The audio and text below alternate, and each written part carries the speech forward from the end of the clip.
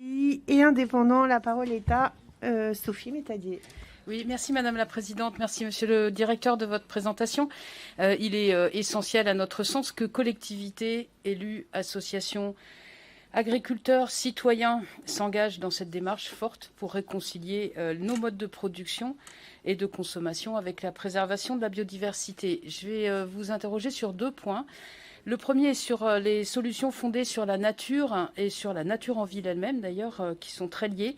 Ces solutions fondées sur la nature constituent un élément essentiel de la stratégie adoptée aujourd'hui dans la lutte contre le dérèglement climatique. Ce sont des alternatives économiquement viables et durables, souvent moins coûteuses à long terme que des investissements technologiques ou la construction et l'entretien d'infrastructures. De nombreuses initiatives démontrent dès maintenant les bénéfices de cette nature en ville et de ces solutions, comme les îlots de fraîcheur, les bassins d'expansion des crues, les noues, les espaces naturels et récréatifs, etc. Quel est votre regard sur ces éléments ? Le deuxième est sur la notion d'énergie renouvelable et de biodiversité, ou tout simplement d'énergie. L'impératif décarbonation de notre société est désormais une évidence et entraîne une évolution de notre mode de production de l'énergie.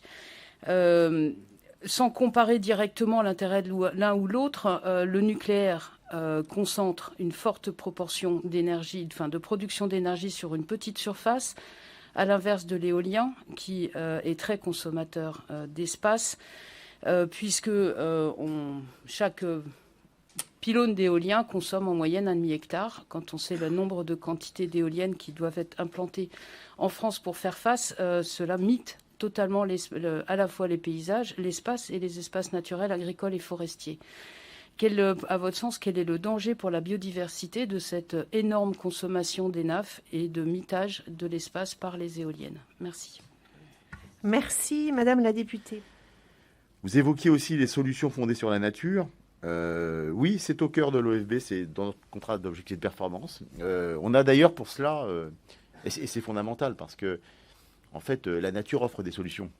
Le problème, c'est que nous n'avons pas assez respecté le vivant. Et que ces solutions fondées sur la nature permettent d'avoir des réponses dès lors qu'on les mobilise.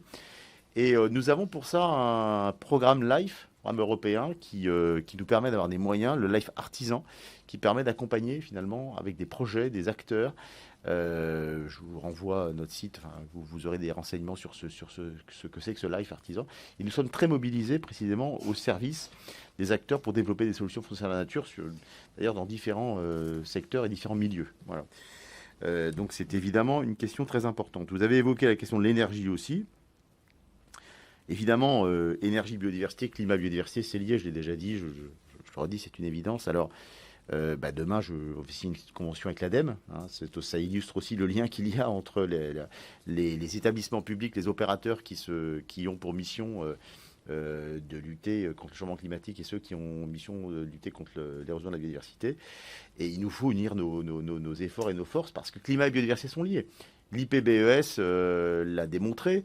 Toutes les études scientifiques le montrent, que ce soit d'ailleurs la question de l'océan, des zones humides, des haies. Voilà, on a qui sont des infrastructures de biodiversité dans vos territoires auxquelles je suis très attaché, auxquelles nous sommes très attachés.